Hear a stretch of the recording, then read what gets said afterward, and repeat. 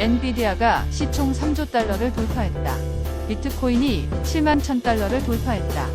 반도체와 2차 전지가 일제히 상승했다. 영일만 유전 관련주들의 희비가 엇갈렸다.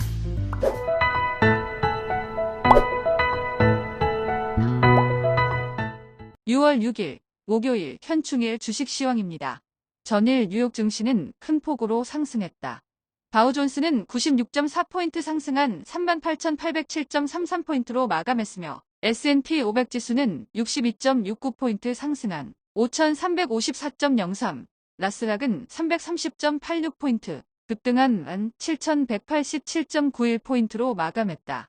엔비디아가 5% 넘게 급등하면서 시가총액 3조 달러를 돌파하며 애플을 제치고 나스닥 시가총액 2위로 올라서자 뉴욕 증시는 큰 폭으로 상승하며 나스닥과 S&P 지수가 사상 최고치를 기록했다.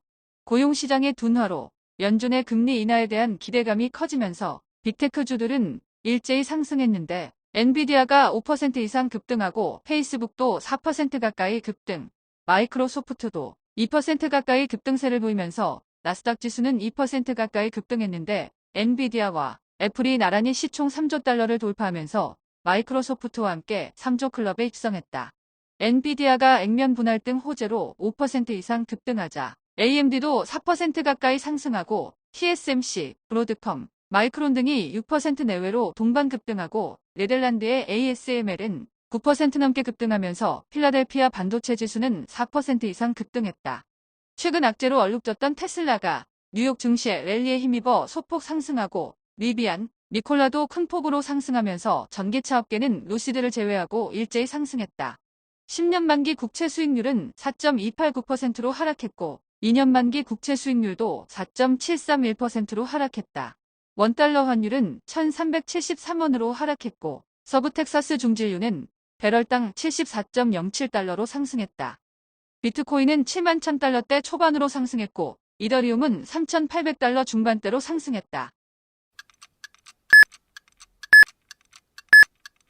전일 국내 증시는 일제히 상승했다.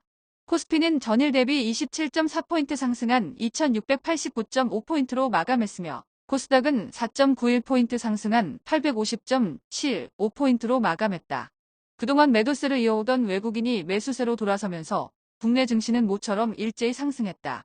코스피는 외국인이 5천억 이상 순매수에 나서면서 1% 넘게 상승했는데 삼성전자가 3% 가까이 급등하고 한미반도체도 5% 가까이 급등, 현대차도 2% 가까이 상승한 가운데 모처럼 2차 전지주가 일제히 상승하며 코스피 상승에 일조했는데 LG에너지솔루션은 4% 넘게 급등하고 삼성 SDI와 LG화학은 3%대 상승, 포스코퓨처엠은 5% 넘게 급등했다.